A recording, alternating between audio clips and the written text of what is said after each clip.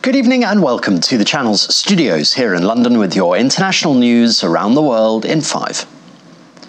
President Joe Biden and Donald Trump have swept the state primaries that were held on Super Tuesday, making a White House rematch between them even more likely. Joe Biden won Democratic nominating contests in 14 states, plus Iowa, where people voted by post, but lost in the territory American Samoa by 11 votes.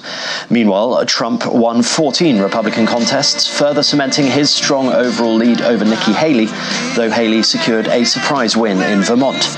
Mr. Trump has described it as an amazing day and launched an attack on Biden, who has responded in kind and insisted we will win the presidency in 2024.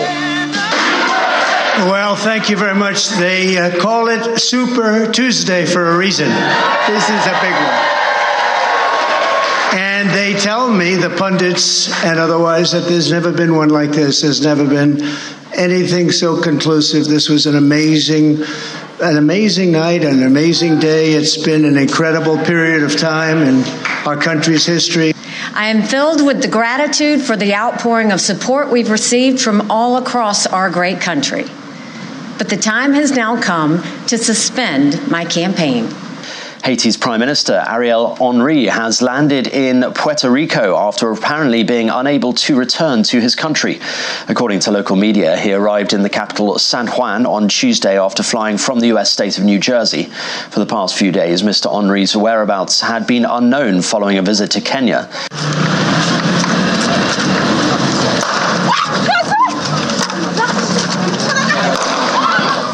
Violence in Haiti has spiraled in his absence, with armed gangs trying to take over the international airport to stop him from landing. Their leader, Jimmy Barbecue Cherezier, seen speaking here, has demanded the Prime Minister stand down, warning that the country is headed straight for a civil war that will lead to genocide otherwise. Right now, the focus has got to be on getting that multinational security element in there to help create the conditions where the people of Haiti can live free and in security, so that humanitarian assistance can get there more freely and get to the people that need it. Dramatic footage shows multiple missiles being fired towards Israel and exploding in the sky over its border area with Lebanon.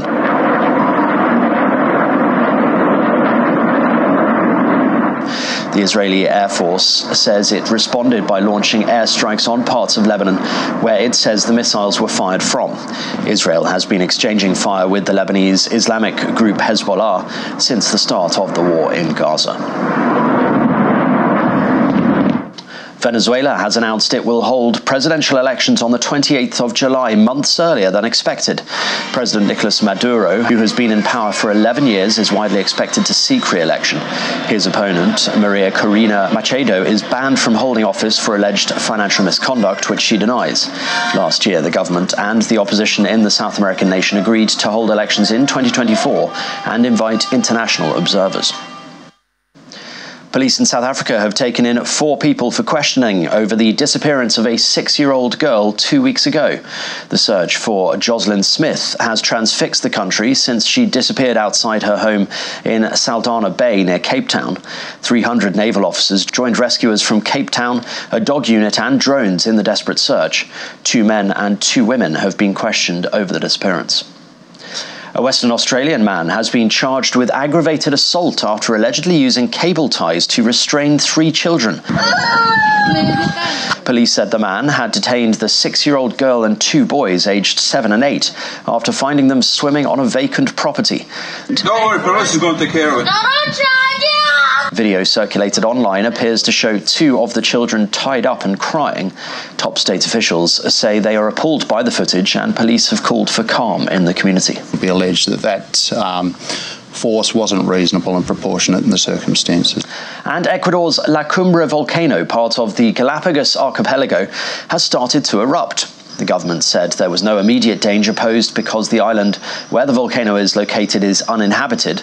The ministry said gas emission and thermal anomalies were detected through satellite systems, adding that while they would continue to monitor the volcano, the eruption would not affect tourism on the islands.